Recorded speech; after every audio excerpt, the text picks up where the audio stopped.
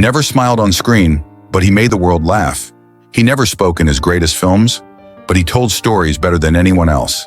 This is Buster Keaton, the silent genius of cinema. Joseph Frank Keaton was born on October 4th, 1895 in Kansas, into a traveling vaudeville family. By the age of 3, he was already flying across the stage, literally as part of his parents' act, The Three Keatons. Legend says Houdini himself gave him the name Buster after seeing him take a brutal fall and get right back up. In 1917, Buster entered the world of film through a short with Fatty Arbuckle. It wasn't long before he was directing his own films, taking apart cameras, learning the mechanics, inventing his own language of visual comedy. The 1920s were Keaton's masterpiece years.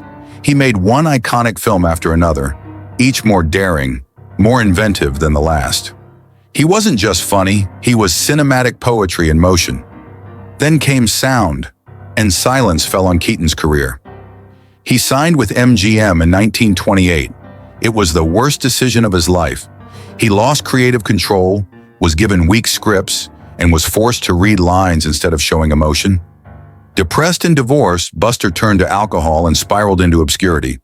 But legends don't fade. They just wait to be rediscovered. In the 1950s, television gave Buster a second life. With the help of his third wife, Eleanor, he cleaned up, sobered up, and was reintroduced to a world that had almost forgotten him. In 1959, the Academy gave him an honorary Oscar, finally recognizing the genius he always was. Behind the great stone face was a brilliant engineer.